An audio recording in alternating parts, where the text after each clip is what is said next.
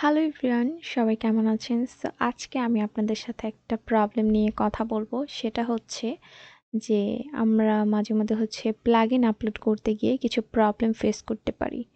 So সেক্ষেত্রে আমি একটু প্লাগইনটা আপলোড করে আপনাদেরকে দেখাচ্ছি কি প্রবলেম ফেস করতে পারি। এটা একটু রিলোড দিতে হবে।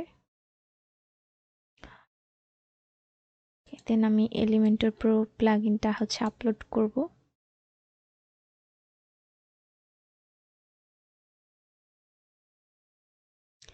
তো আপলোড করার টাইমে এরকম একটা প্রবলেম আর কি শো হতে পারে।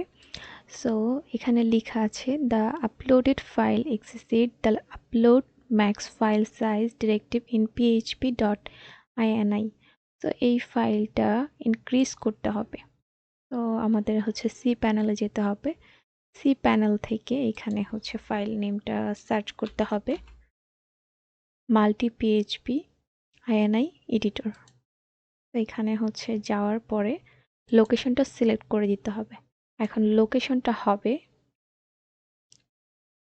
ডোমেন বা সাবডোমেন। সো আমি এটা যেহেতু আমার সাবডোমেন, সো আমার সাবডোমেনটাই সিলেক্ট করতে হবে।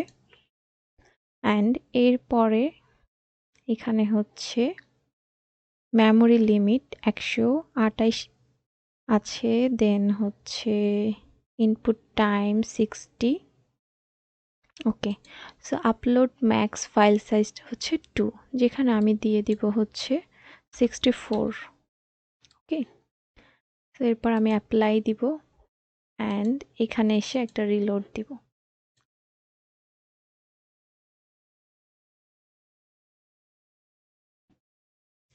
তো ততক্ষণ ওয়েট করতে হবে।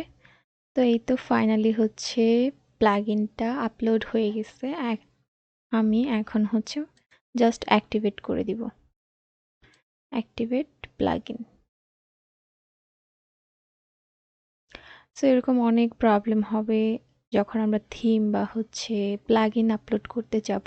সো তখন আমাদের সি প্যানেল থেকে আমাদের ফাইল সাইজগুলো ইনক্রিজ করে দিতে হবে। অনেক সময় দেখা যায় মেমোরি লিমিটের জন্য আমরা কোনো ফাইল ওয়েবসাইটে আপলোড করতে পারি না। সেক্ষেত্রে মেমোরি লিমিটটাও ইনক্রিজ করে দিতে হবে। এখানে 128-এর পরিবর্তে আমি 500-ও দিতে পারি। সো এইভাবে দিয়ে জাস্ট অ্যাপ্লাই দিলেই হয়ে যাবে। সো আই হোপ এই ভিডিও থেকে আপনারা শিখতে পেরেছেন যে প্লাগইন আপলোড করার সময় কোনো প্রবলেম ফেস করলে সেটা কিভাবে সলভ করতে হবে। সো দেখা হবে নেক্সট ভিডিওতে। Thanks for watching my video. Okay, by.